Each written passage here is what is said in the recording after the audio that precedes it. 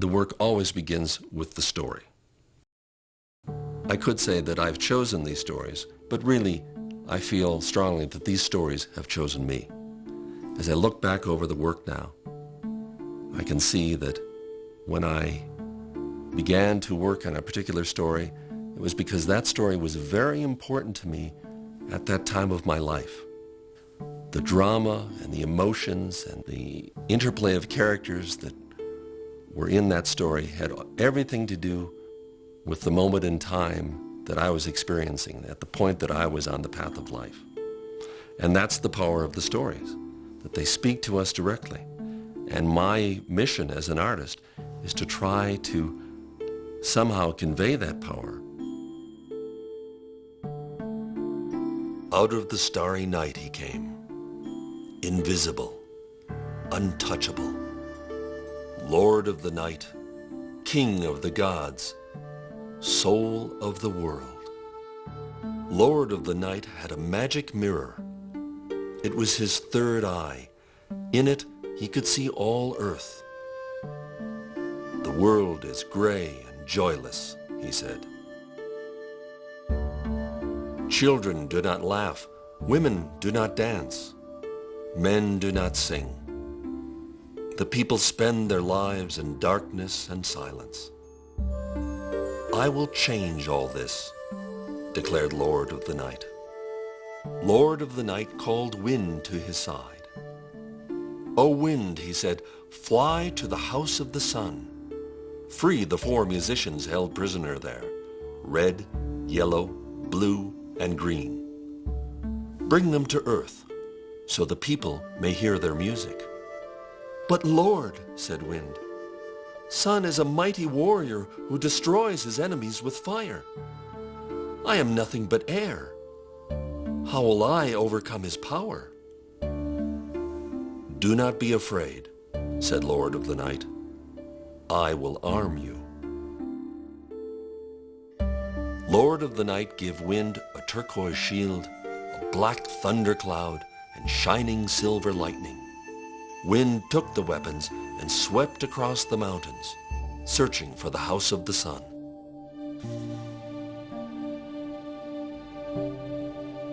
It's very important to me that the story stand on its own as an oral telling. It comes from an oral tradition. And when I begin to work, I don't actually write. But once I understand the outline of the story, I talk through the tale over and over again until it takes on a rhythm of its own. And so when I actually sit down to write the story, it's more like taking dictation than composing, because I've already, in a sense, created the story in words as an oral telling.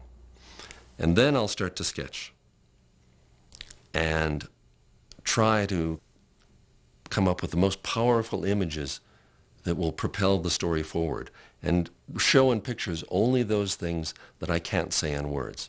The texts are always very spare. I try to distill the language until it is just the essential words that convey the idea of the story.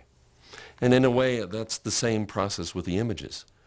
Always a process of distillation where I'm paring down, simplifying, honing these images so that when you open that page, that powerful image will spring off the page and draw you into the story. And so that it's that interplay and that balance between words and pictures that are at the heart of my effort to carry the viewer through the story from first to last in a kind of emotional arc. Part of that emotional arc is achieved with color. Color is a powerful tool. I honor it and I cherish it. It's a tool that's full of emotion.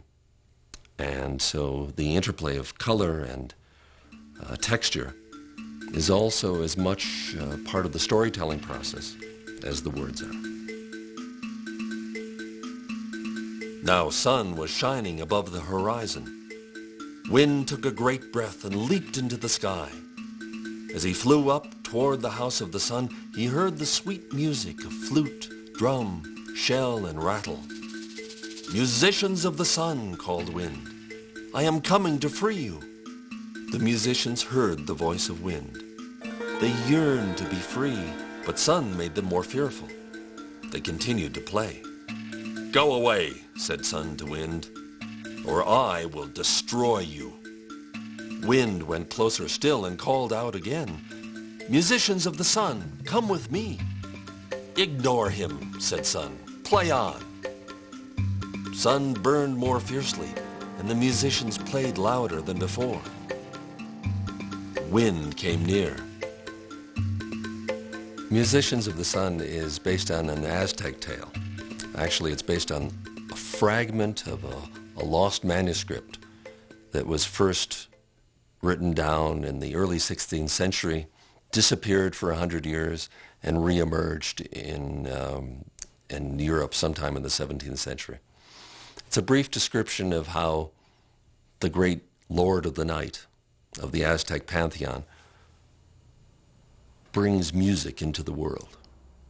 I was drawn to it because it held within its drama a sense of enormous transformation that was at once cosmic and at the same time could be intimately personal, especially for a person who is creative. There's always a struggle to bring out of the chaos of the elements of the imagination something that will have a form that will speak to others. I wanted to make this book more painterly than some of the work I had done in the past. And actually went to the art store and I bought 20 sheets of watercolor paper, each from a different country. Some were from India, some were from the Philippines, some were made in France, some in Germany. And I started trying paint and seeing what kind of texture and what kind of saturation would occur on each piece of paper. And there was one that immediately was apparent to me was the perfect texture to give a sense of an ancient manuscript. And it happened to be the paper from Mexico. Handmade paper from Mexico with cactus fibers in it. And so I began to build up layers of color and texture on that paper with acrylics and oil pastels to build dense layers of form and texture that would suggest at first the chaotic and dark world of the night, the powerful Lord of the Night who sees in his magical mirror a world that's gray and colorless, silent, without joy, without sound, without music. And then, as the heroic journey begins, I gradually added elements of high-key color. And so by the time the arc of the story is played out and the hero of the story emerges, who is the wind, whose feat it is to manage to journey to the sun, rescue 4 musicians, and bring them back to Earth, where they fill up the world with their color. By the time that point of the drama is reached, then my palette is full, and a full rainbow hue of color that fills every corner of the page to echo the triumphant end of Wind's journey. Wind carried the musicians through the sky, across the stars, and gently down to Earth. Lord of the Night welcomed them. "Play your music," he said. "Bring happiness to my people." The musicians curled their toes in the cool earth and began to play. Red faced east and played a song of joy on her drum. Yellow faced west and played a lullaby on his flute. Blue faced south and played a song of night on her shell. Green faced north and played a song of dawn on his rattles. Wind carried the beautiful sounds around Earth. The world filled with color. Children laughed, women danced, men sang. Even Sun was happy and poured out his light upon them. All gave thanks to Lord of the Night, King of the gods, Soul of the world.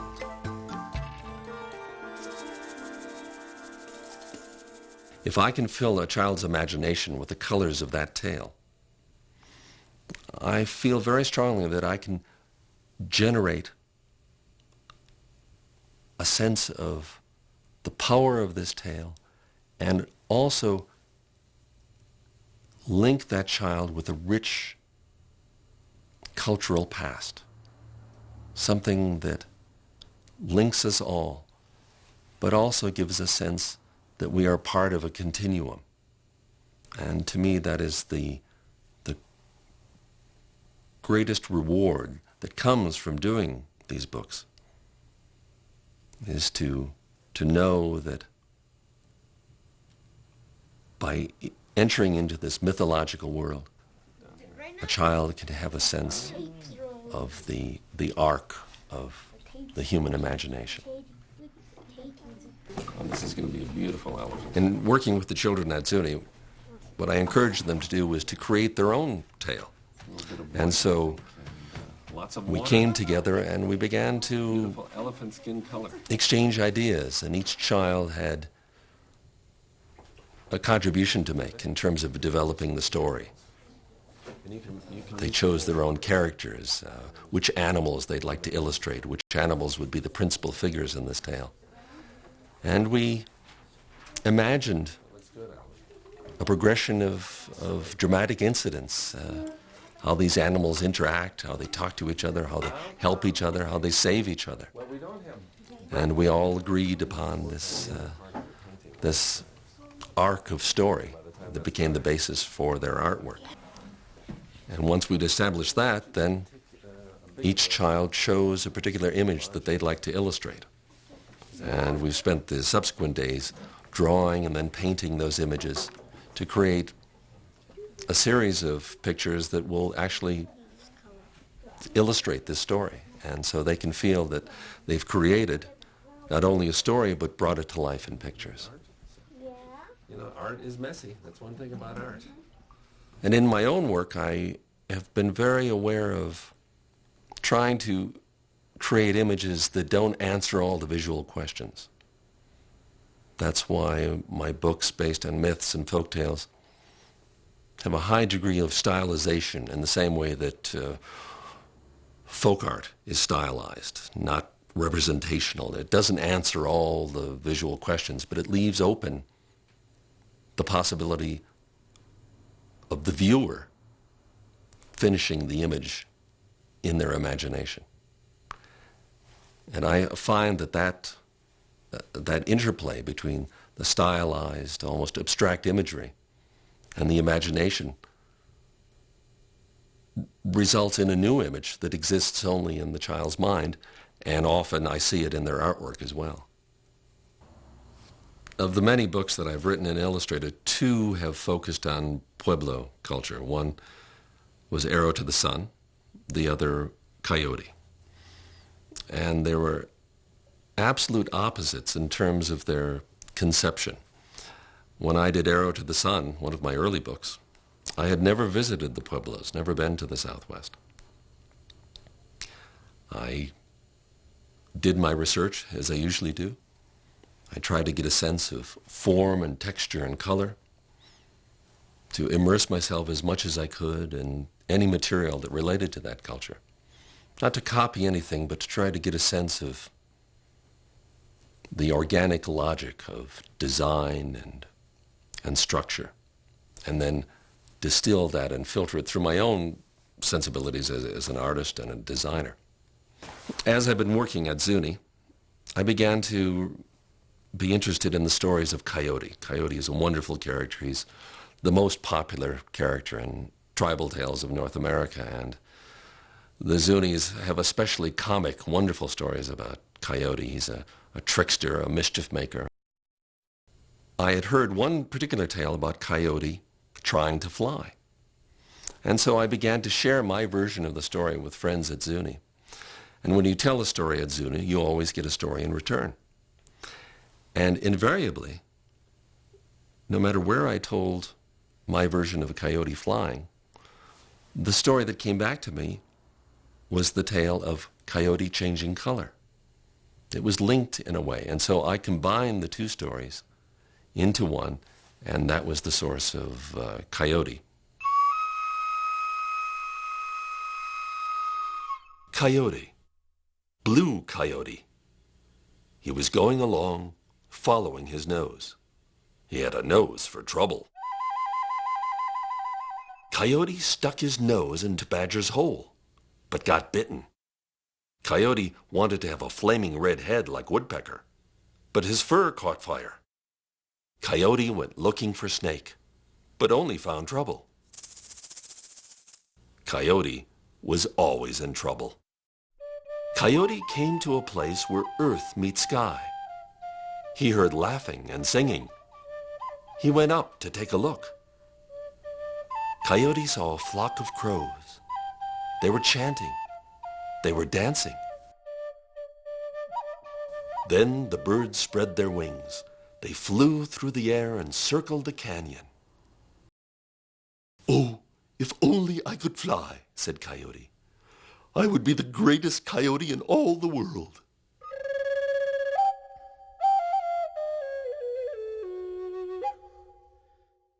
Trickster tales are universal. Every culture has a story about a character who is on the border of society, who creates chaos and mischief.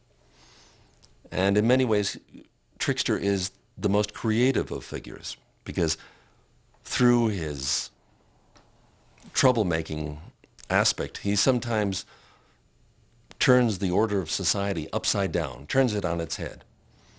But of course, that's the only way that something new will emerge, is to topple the old order. And so, even though Trickster is at odds with society very often, his actions often produce something new and vibrant and re-energize the society. Now, these are universal ideas, but each is inflected within its own culture.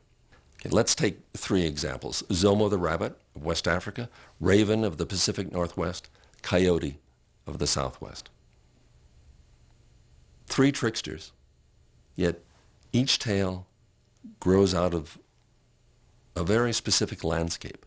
And I've tried to reflect the qualities of those landscapes in a mythical way in each book.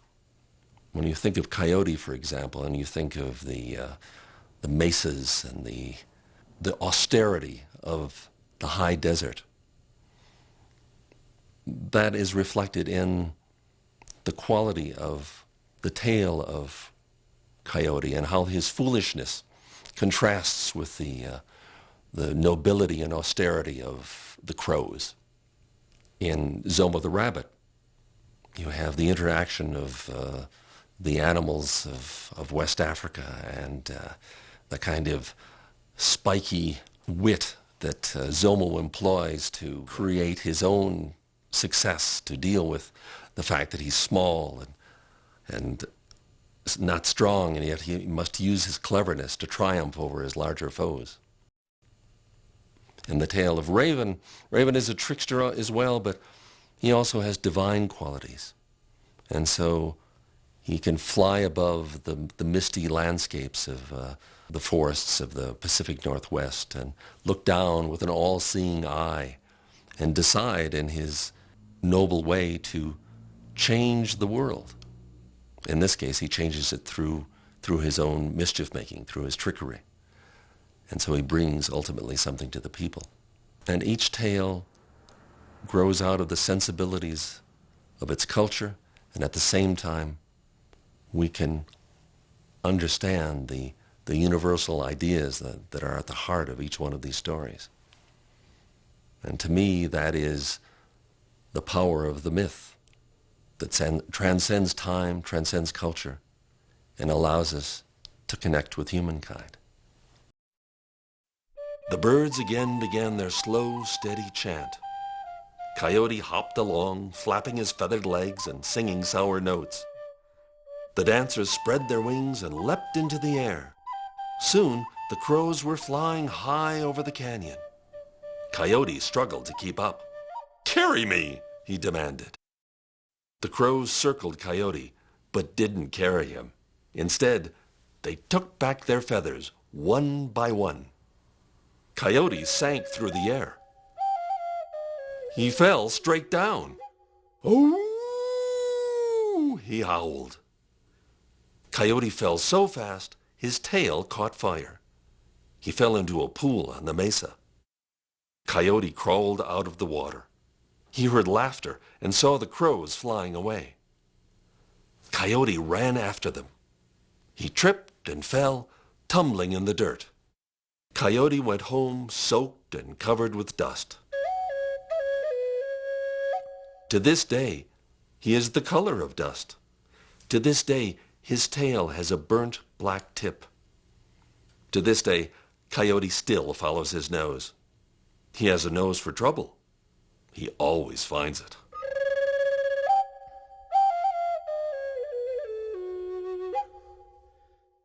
In modern society, we often think of tales, folk tales, and myths as essentially entertainment for children and peasants. But in fact, in the societies in which they were originally formed and told, tales carried important information that helped to guide an individual along the path of life and instructed them in ways of becoming a member of the community, a contributing member of that society. And so behind the masks of the heroes and goddesses, of the monsters and fantastical creatures of these tales, underneath that lie important ideas about transformation, about emerging into adulthood, becoming a responsible member of society. And really the tales served as guideposts along the path of life. As these tales are passed from generation to generation, they carry two different kinds of messages. One is a universal message, the theme that leaps over time and space and speaks to us now. But the other part of it, of course, is the local inflection, how these tales mirror the society in which they were formed.